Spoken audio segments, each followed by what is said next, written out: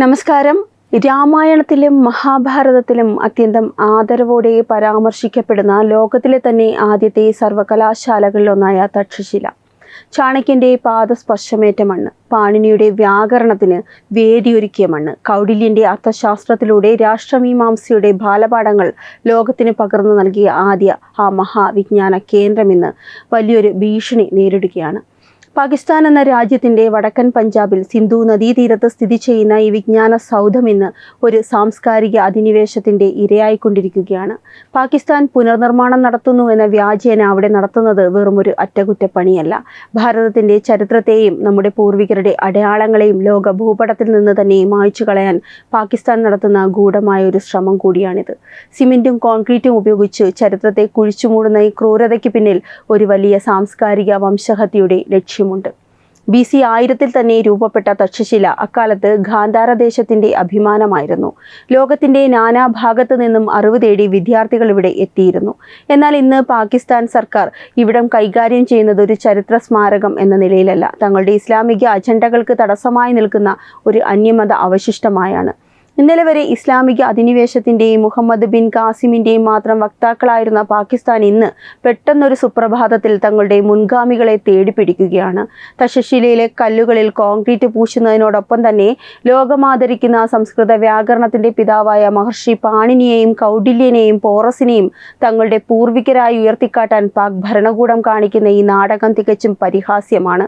ഭാരതീയ പൈതൃകത്തിൻ്റെ അവിഭാജ്യ ഘടകമായ ഈ മഹാന്മാരെ തങ്ങളുടേതെന്ന് അവകാശപ്പെടാൻ പാകിസ്ഥാൻ നടത്തുന്ന ഈ ശ്രമം തന്ത്രപരമായ ഒരു റീബ്രാൻഡിംഗ് മാത്രമാണ്.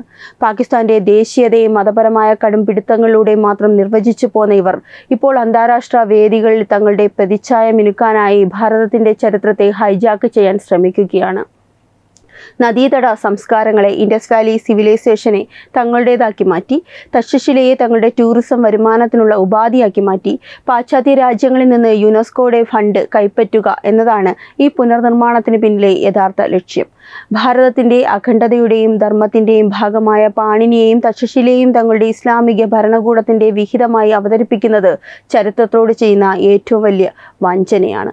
മുഹമ്മദ് ബിൻ കാസിമിനെ ആദ്യത്തെ പാകിസ്ഥാനി എന്ന് ഔദ്യോഗികമായി വിശേഷിപ്പിക്കുന്ന പാകിസ്ഥാന് എന്ത് അവകാശമാണ് പാണിനിയുടെ വിജ്ഞാനത്തെയും പാരമ്പര്യത്തെയും സ്വന്തമാക്കാനുള്ളത്? തങ്ങളുടെ മണ്ണിലെ ഹൈന്ദവ ബുദ്ധ പൈതൃകത്തെ ദശകങ്ങളോളം ജഹില്ലിയ അജ്ഞതയുടെ കാലമെന്ന് വിളിച്ച് അവഹേളിച്ചവർ ഇന്ന് അതേ പൈതൃകത്തെ വിറ്റ് കാശാക്കാൻ ഇറങ്ങി പുറപ്പെട്ടിരിക്കുന്നു. ഈ തന്ത്രത്തിന് പിന്നിലെ ഗൂഢലക്ഷ്യം ആഗോളതലത്തിൽ ഭാരതത്തിൻ്റെ ചരിത്രപരമായ അവകാശങ്ങളെ ദുർബലപ്പെടുത്തുക എന്നതുകൂടിയാണ്. പാശ്ചാത്യ രാജ്യങ്ങൾ തങ്ങളുടെ തന്ത്രപരമായ താൽപ്പര്യങ്ങൾ മുൻനിർത്തി പാകിസ്ഥാൻ്റെ ഈ ചരിത്രപരമായ കള്ളക്കളികൾക്ക് കൂട്ടുനിൽക്കുന്നത് ഭാരതത്തിൻ്റെ സാംസ്കാരിക അധിനിവേശത്തെ ബാധിക്കുന്ന ഗൗരവകരമായ വിഷയം കൂടിയാണ്. പാണിനി ജനിച്ചതും വളർന്നതും സംസ്കൃതത്തിൻ്റെ ശീലുകൾ ലോകത്തിന് പകർന്നു നൽകിയതും ഭാരതത്തിൻ്റെ സനാതന സംസ്കാരത്തിലാണ്. പാകിസ്ഥാൻ്റെ ഈ ഇന്നത്തെ ഭൂപടത്തിനുള്ളിൽ തക്ഷശില സ്ഥിതി ചെയ്യുന്നു എന്നതുകൊണ്ട് മാത്രം ആ സംസ്കാരം പാകിസ്ഥാൻ്റേതാകുന്നില്ല. തങ്ങൾ നശിപ്പിച്ചുകൊണ്ടിരിക്കുന്ന മഹാവിജ്ഞാന കേന്ദ്രത്തിൻ്റെ പേരിൽ അന്താരാഷ്ട്ര അംഗീകാരം പിടിച്ചുപറ്റാനാണ് ഇവർ ശ്രമിക്കുന്നത്. ചരിത്രത്തെ വളച്ചൊടിക്കാനും ഭാരതത്തിൻ്റെ വേരുകളെ അറുത്തുമാറ്റാനും നടത്തുന്ന ഇത്തരം ശ്രമങ്ങൾ പാകിസ്ഥാൻ്റെ ആത്മവിശ്വാസമില്ലായ്മയാണ് കാണിക്കുന്നത്.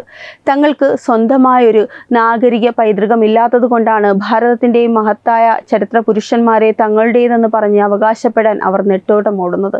പാണിനിയുടെ അറിവ് ഭാരതത്തിൻ്റേതാണ്, അതെന്നും ഭാരതത്തിൻ്റേത് മാത്രമായിരിക്കും. കോൺക്രീറ്റ് തേച്ചാലും ചരിത്രത്തിൻ്റെ ആത്മാവ് ഭാരതത്തോടാണ് ചേർന്ന് നിൽക്കുന്നത്.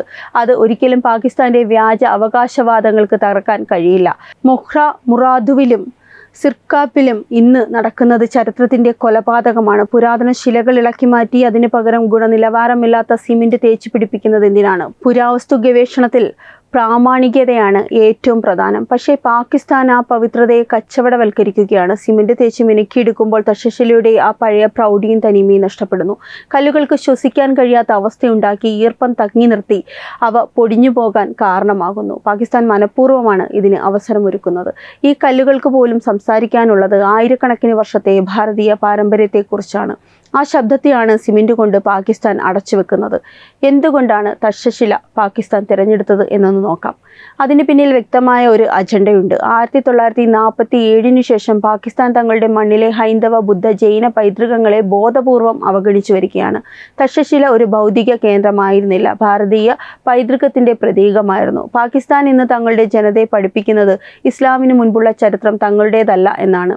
ഈ ഒരു വികലമായ ചിന്താഗതിയാണ് തക്ഷശിലയിലെ കല്ലുകൾക്ക് നേരെയും തിരിയുന്നത്. പുരാവസ്തുക്കൾ പൊളിച്ച് സ്റ്റേഡിയം പണിയാൻ വരെ പദ്ധതിയിട്ടവരാണിവർ. വലിയ പ്രതിഷേധമുയർന്നതുകൊണ്ട് മാത്രം ഉപേക്ഷിച്ച ആ പദ്ധതി ഇപ്പോൾ മറ്റൊരു രീതിയിൽ പുനർനിർമ്മാണം എന്ന പേരിൽ നടത്തുന്നു. ഇത് സാംസ്കാരിക അധിനിവേശമാണ്. തങ്ങളുടെ മണ്ണിൽ ഒരു കാലത്ത് ഉയർന്നു വന്ന ക്ഷേത്ര ഗോപുരങ്ങളും വിജ്ഞാന കേന്ദ്രങ്ങളും ഇല്ലാതാക്കുക എന്നത് പാക് ഭരണകൂടത്തിന്റെ സ്ഥിരം പരിപാടിയാണ്. തക്ഷശിലയിൽ മാത്രമല്ല, പാകിസ്ഥാന്റെ മുക്കിലും മൂലയിലും ഭാരതീയ പൈതൃകം അനാഥമായി കിടക്കുന്നു. മഹാഭാരതത്തിലെ പാണ്ഡവർ വാസമുറപ്പിച്ചു എന്ന് വിശ്വസിക്കപ്പെടുന്ന കറ്റാസ് രാജ് ക്ഷേത്ര സമുച്ചയം ഇതിനൊരു ഉദാഹരണമാണ്. പുണ്യ ജലാശയം വറ്റി വരണ്ടുപോയത് അവിടെയുള്ള വ്യവസായങ്ങൾ കാരണമാണ്. വടക്കൻ പഞ്ചാബിലെ ഈ ക്ഷേത്ര സമുച്ചയം ഇന്ന് പലയിടത്തും തകർക്കപ്പെട്ട നിലയിലുമാണ്. ക്ഷേത്രക്കുളത്തിലെ ജലനിരപ്പ് കുറയാൻ കാരണം പരിസരത്തെ വ്യവസായവൽക്കരണമാണെന്നത് ആഗോളത്തിൽ ആരോപണവുമുണ്ട്. അതുപോലെ തന്നെ വടക്കു പടിഞ്ഞാറൻ അതിർത്തിയിലെ ഹൻഗോരാജ് ക്ഷേത്രങ്ങളാകട്ടെ പരിപാലനമില്ലാതെ കാട് പിടിച്ച് നശിക്കുകയാണ്. സിന്ധിലും പഞ്ചാബിലും ചിതറിക്കിടക്കുന്ന നൂറുകണക്കിന് ചെറിയ ക്ഷേത്രങ്ങൾ ഇന്ന് ആൾപ്പാർപ്പില്ലാത്ത കന്നുകാലി തൊഴുത്തായി മറ്റും ഉപയോഗിക്കപ്പെടുന്നു. അധിനിവേശക്കാർ ഇങ്ങനെയൊക്കെ ചെയ്ത് ഭാരതത്തിന്റെ സ്മരണകളെ തുടച്ചു നീക്കാൻ ശ്രമിക്കുന്നു. ഒരു ജനതയുടെ ചരിത്രം ഇല്ലാതാക്കിയാൽ ആ ജനതയുടെ അഭിമാനവും ഇല്ലാതാകുമെന്ന് ഇവർ വിശ്വസിക്കുന്നു. എന്നാൽ ഭാരതീയ പൈതൃകം അത്ര പെട്ടെന്ന് മായ്ച്ചു കളയാനാവുന്നതല്ല. യുനെസ്കോയുടെ വേൾഡ് ഹെറിറ്റേജ് കൺവെൻഷൻ പ്രകാരം ചരിത്ര സ്മാരകങ്ങൾ സംരക്ഷിക്കാൻ ഓരോ രാജ്യത്തിനും ബാധ്യതയുണ്ട്. പുരാവസ്തുക്കളെ പഴയതുപോലെ നിലനിർത്തണം. എന്നാൽ പാകിസ്ഥാൻ സിമെന്റും ടൈലും ഉപയോഗിച്ച് ഇതിനെ നവീകരിക്കുന്നത് അന്താരാഷ്ട്ര നിയമങ്ങളുടെ പരസ്യമായ ലംഘനമാണ്. ചരിത്ര സ്മാരകങ്ങളെ മനഃപൂർവ്വം നശിപ്പിക്കുന്നത് ഹെറിറ്റേജ് സൈറ്റ് എന്ന പദവിയിൽ നിന്ന് പുറത്താക്കുന്നതിനും ഉപരോധങ്ങൾക്കും കാരണമാകും. പാകിസ്ഥാൻ തങ്ങളുടെ അജ്ഞത കൊണ്ട് അന്താരാഷ്ട്ര നിയമങ്ങളെ പരിഹസിക്കുകയാണ്. ലോക പൈതൃക പട്ടികയിലുള്ള ഒരു സ്ഥലം സംരക്ഷിക്കാൻ പരാജയപ്പെടുന്നത് ആ രാജ്യത്തിന്റെ സാംസ്കാരിക പാപ്പരത്വമാണ് വ്യക്തമാക്കുന്നത്. സ്വന്തം രാജ്യത്തിന്റെ ചരിത്രത്തെ വേട്ടയാടുന്ന പാകിസ്ഥാന്റെ ഈ ചെയ്തികൾക്കെതിരെ ലോകരാജ്യങ്ങൾ ഇനിയും കണ്ണടയ്ക്കരുത്. അപകടത്തിലാക്കിയ ചരിത്ര കേന്ദ്രങ്ങളുടെ പട്ടികയിൽ പെടുത്തുമെന്ന് മുന്നറിയിപ്പ് നൽകിയിട്ടും ആ പരിഹാസം തുടരുകയാണ്. പ്രമുഖ പുരാവസ്തു ഗവേഷകൻ ഈ നടപടിയെ സിമെന്റ് ടെററിസം എന്നാണ് വിശേഷിപ്പിക്കുന്നത്. പാകിസ്ഥാൻ ചെയ്യുന്നത് അറ്റകുറ്റപ്പണിയല്ല, തെളിവ് നശിപ്പിക്കലാണ്. ബുദ്ധമത പണ്ഡിതന്മാരും സമാനമായ അഭിപ്രായമാണ് പങ്കുവയ്ക്കുന്നത്. തക്ഷശിലയിലെ ബുദ്ധമത കേന്ദ്രങ്ങൾ ഇസ്ലാമികവൽക്കരണത്തിന്റെ ഭാഗമായി മനഃപൂർവ്വം വികൃതമാക്കപ്പെടുന്നു എന്നത് ആഗോളതലത്തിൽ ചർച്ചയാകേണ്ട വിഷയം കൂടിയാണ്. ചരിത്രത്തെ അപമാനിക്കുന്ന ഒരു രാജ്യത്തിന് ഭാവി ഉണ്ടാകില്ല. ചരിത്രകാരനായ ഡോക്ടർ AK ശർമ്മ പറയുന്നത് ഇങ്ങനെയാണ്: പുരാതന ശിലകളിൽ പ്ലാസ്റ്ററിംഗ് നടത്തുന്നത് അവയുടെ ആയുസ് കുറയ്ക്കും. 5000 വർഷം അതിജീവിച്ച കല്ലുകൾ അടുത്ത 50 വർഷത്തിനുള്ളിൽ പൊടിഞ്ഞു പോകും. പാകിസ്ഥാൻ ചെയ്യുന്നത് അറ്റകുറ്റപ്പണിയല്ല, തെളിവ് നശിപ്പിക്കലാണ്. നമ്മുടെ ചരിത്രം, നമ്മുടെ അറിവ്, നമ്മുടെ പൈതൃകം അതെല്ലാം പാകിസ്ഥാനിലെ മണ്ണിൽ കിടക്കുമ്പോൾ അതിനെ സംരക്ഷിക്കാൻ ഭാരതത്തിന് ഉത്തരവാദിത്വമുണ്ട്. ചരിത്രം എന്നത് വെറുമൊരു ഭൂതകാലമല്ല, അത് നമ്മുടെ നിലനിൽപ്പിന്റെ അടിത്തറയാണ്. തക്ഷശിലയെ തകർക്കുന്നത് ഭാരതത്തിന്റെ വേരുകളെ മുറിക്കാൻ നോക്കുന്നതിന് തുല്യമാണ്. നയതന്ത്ര തലത്തിൽ ഇന്ത്യ ഇതിനെതിരെ ശക്തമായ പ്രതിഷേധമുയർത്തണം. യുനെസ്കോയുടെ സമ്മർദ്ദം പാകിസ്ഥാനുമേൽ വർദ്ധിപ്പിക്കണം. തക്ഷശിലയുടെ സംരക്ഷണത്തിന് അന്താരാഷ്ട്ര തലത്തിൽ ഒരു സമിതി രൂപീകരിക്കാനും പാകിസ്ഥാന്റെ ഈ നശീകരണ പ്രവർത്തനങ്ങൾ തടയാനും ഭാരതം മുൻകൈയെടുക്കണം. ലോകമെമ്പാടുമുള്ള ഭാരതീയർ ഇതിനെതിരെ തെരുവിലിറങ്ങണം. നമ്മുടെ പൈതൃകം സംരക്ഷിക്കാൻ ആഗോളതലത്തിൽ ശബ്ദമുയർത്തേണ്ട സമയം അതിക്രമിച്ചിരിക്കുന്നു. പാകിസ്ഥാന്റെ മണ്ണിൽ നിൽക്കുമ്പോൾ തന്നെ തക്ഷശില പറയുന്നത് ഭാരതത്തിന്റെ കഥ തന്നെയാണ്. അവരുടെ സിമന്റ് പൂശലുകൾക്ക് ആ കഥയെ മൂടിവെക്കാൻ കഴിയില്ല. തക്ഷശില കല്ലുകൾ ഓരോന്നും സാക്ഷ്യം പറയുകയാണ്. പാകിസ്ഥാന്റെ സാംസ്കാരിക അധിനിവേശം വിജയിക്കില്ല. തക്ഷശിലയല്ല, നിങ്ങളുടെ പാകിസ്ഥാന്റെ അസ്തിത്വം തന്നെയാണെന്ന് പ്രതിസന്ധിയിലായിരിക്കുന്നത്. ചരിത്രത്തെ അവഗണിക്കുന്നവർക്ക് ഒരു ഭാവി ഉണ്ടാകില്ല. ഈ പൈതൃകം വീണ്ടെടുക്കേണ്ടത് ഓരോ ഭാരതീയന്റെയും അവകാശമാണ്. നമ്മുടെ പൂർവികർ നമുക്ക് തന്ന ദൗത്യം കൂടിയാണിത്. ഒരു കോൺക്രീറ്റുകൾക്കും ഈ നമ്മുടെ ചരിത്രത്തെ മറയ്ക്കാൻ കഴിയില്ല. തക്ഷശിലയുടെ ആത്മാവ് ഭാരതത്തോട് ചേർന്ന് നിൽക്കുന്നു. ഏതെങ്കിലും അല്പബുദ്ധികളുടെ കയ്യിൽപ്പെട്ട് ഈ മഹാവിജ്ഞാന കേന്ദ്രം തകർന്നു പോകാൻ നമ്മൾ അനുവദിക്കരുത്. ഇത് കേവലം ഒരു വാർത്തയല്ല, നമ്മുടെ അഭിമാനത്തിന് നേരെയുള്ള വെല്ലുവിളി കൂടിയാണ്. ആ വെല്ലുവിളിയെ നേരിടാൻ ഭാരതം സജ്ജമാണ്. ഒരു നാട് അതിൻ്റെ ചരിത്രത്തെ സംരക്ഷിക്കുമ്പോഴാണ് സാംസ്കാരികമായി വളരുന്നത്. എന്നാൽ പാകിസ്ഥാൻ വിപരീത ദിശയിലാണ് സഞ്ചരിക്കുന്നത്.